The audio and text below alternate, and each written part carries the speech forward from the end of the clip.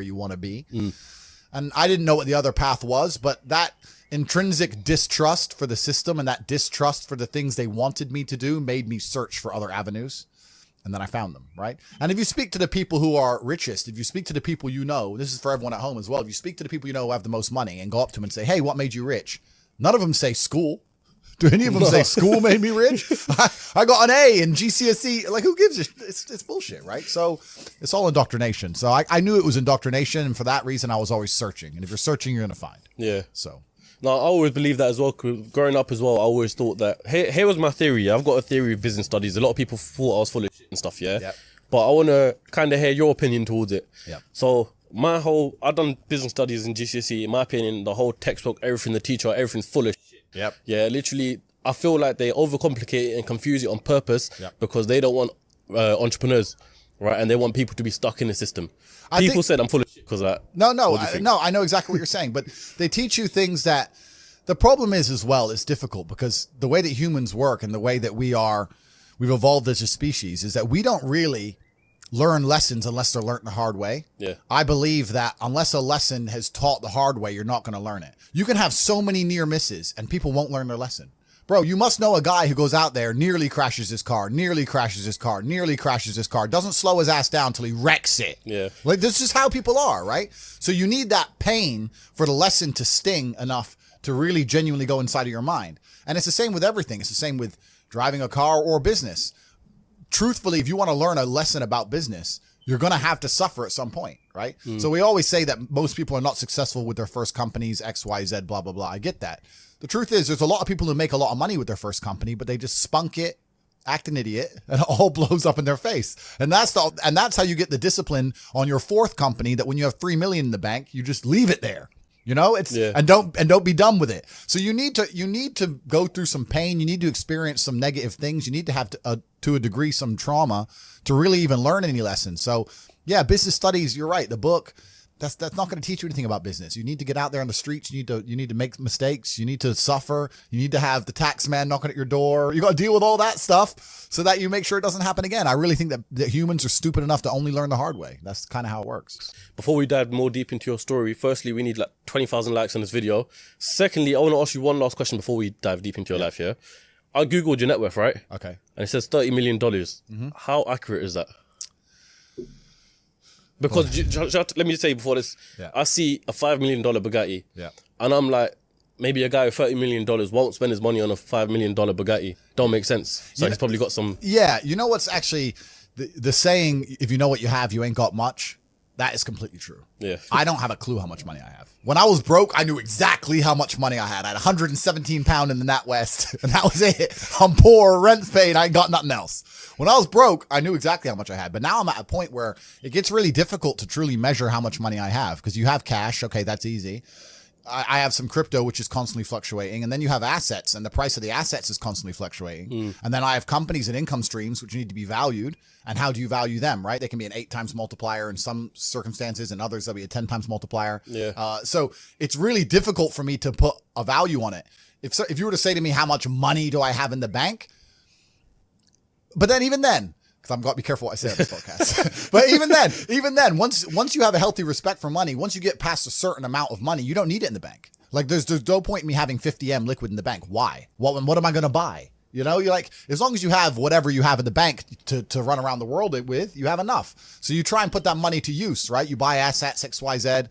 So it's really difficult. I mean, I have my online school, which we'll talk about later, Hustlers University. Yep. That's already been valued. That was valued at 300 million. When did you start Hustlers University? A year ago. A year ago. Fuck. Yeah. And that's valued at 300 million. Yeah. So, but then I ain't going to sell it. So, but then again, I had a valuation between 280 and 340. So again, how much money do I have? I don't know. I could, if I really wanted to, if I wanted to sit here and say I was worth 500 million, I could prove that. Yeah. Yeah. If you sold up everything? If I wanted to, I could come up with 500 million probably. Yeah, I believe that. That's what I'm saying. A guy like that buy another Bugatti. I'm pretty sure I saw a vlog where you're going to buy another Bugatti. I've already bought a second one. Is it? Yeah. Which one? I've put another order down for another Chiron. So it's because that's the only one that's out right now. There's a Roadster coming, supposedly. I've heard rumors of. Yeah. I've bought a Kernanzeg as well. I got a Jumeirah on the way. Yeah. I'm talking to Pagani. I saw that you put it on your story, so I assumed the new Pagani. But you know what? This is another thing about money. I'm going to sit here and I'm going to complain. This is going to upset all the brokies at home. There's nothing to fucking buy. Like you buy 3 or 4 diamond watches, you buy a couple suits, you buy some cars. What else? What else is there to buy? You end up just spunking it on bottle shows and $10,000 steaks. There's nothing to buy. You can go on a holiday and travel, blah, blah, blah. But if you're actually looking for physical items, things to own and buy, there ain't much to buy. Okay, you can buy property, but property is a funny one for me because I'm very anti-governmental as a person, and I think that property is one of the big tools the Matrix uses to enslave. To keep you in the system. Completely, man. You buy a $10 million house in whatever country, you don't want to piss off the government of that country. Yeah, but saying because you'll lose that house. Saying that, I know you bounce everywhere for different locations. Yeah. But what about buying houses in different locations? You still don't agree with that? Nah, because then you got a headache if you got to look after it. Now it becomes a job, right? Yeah. There's a lot of people who talk about passive income, and we'll talk about passive income because I think that's the biggest scam on the planet. The idea of passive income in and of itself is a lie. You're the first person on the podcast to say that. bro. Yeah, no, like everyone goes, oh, I want passive income. Well, of course you do. Everyone wants passive income, but tell me how you're going to get it, because having tenants is not passive income. Ask anybody who has tenants. It's fucking headache, right? Yeah. If I have a house XYZ, I got to make sure it's looked after, not broken into, the electricity's on, it's cleaned. I got to get someone on the ground. My assistant's got to deal with it. Now it's just got to be something to deal with. And once I got a bunch of money, what I really wanted more than anything was freedom. There's a bunch of these real high-level crypto guys, you know, like the guys who invented Ethereum and all that, the autistic guys. They don't own anything. And I kind of get that. I'm at the point now where they have a backpack of their possessions, and if they want a house, they rent it. They want a Lambo, they rent it. If I need to go somewhere, rent. I don't own anything. I don't have any hassle. Nothing's in my name. No government can take anything from me. You know, you get to a point of wealth where you kind of start thinking, do I want to have all this crap now I got to deal with? Really, you want peace of mind.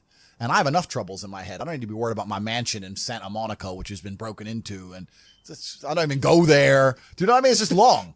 So that's that. And then also what I was saying earlier about property being a tool to the Matrix. If you buy a $10 or $20 million property under a government, you can't piss that government off. You can't disagree with that government. You can't, if the tax authority of that government says you owe them money, you better fucking pay it. Or you're going to lose that house, right? Yeah. If they say you better take an injection in your arm for the good of society, you better take your vaccine. You better put your mask on. You can't even get a parking ticket, my G. Listen, if I'm in England right now, I don't own any assets in England, right? And I pull up in the DBS. Have you ever seen James Bond look for parking? Me neither. No, fuck no. He parks up and gets out. That's what I do. Park up, boom, get out. I don't look for parking. They put a ticket on the DBS. Let's say I decide not to pay that, right? What are they going to do? I don't have any assets in the UK. They're going to make a bunch of letters, send it to a bailiff. Bailiff's going to drive around the UK. I don't even live here. Boom, it's over, right? If I had a 20 million pound house, eventually it's going to go, the 60 pound becomes 120, 120 becomes 240. Yeah, bailiff comes, $2,000, $3,000, boom, boom, boom. Gets to the point where they're going to take my 20 million pound house off me. Maybe it takes 3 years, but they will, over a parking ticket. So by buying that property, you're now giving you're giving the government a way to hurt you. You're giving them a leverage over you. And I'm at the point of wealth now. I have enough hidden money where I don't want any government to have any leverage over me. I want a government to say, Andrew, we don't like you. And me say, get fucked. I'm safe. All right, I won't come